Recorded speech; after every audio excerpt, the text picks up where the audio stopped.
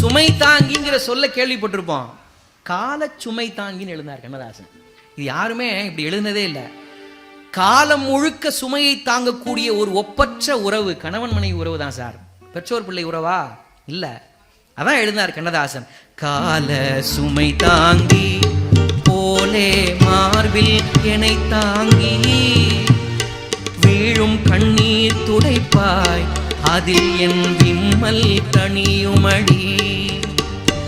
ஆலம் விழுதுகள் போல் உறவு 1000 இருந்தும் என்ன, ஆலம் விழுதுகள் போல் உறவு 1000 இருந்தும் என்ன, வேறென நீ இருந்தாய் அதில் நான் வீழ்ந்து விடாதிருந்தே. உன் கண்ணில் நீர் வழிந்தால் என் நெஞ்சில் உதிரம் கொட்டுதடி. உன் கண்ணில் நீர் வழிந்தால் என் நெஞ்சில் உதிரம் கொட்டுதடி.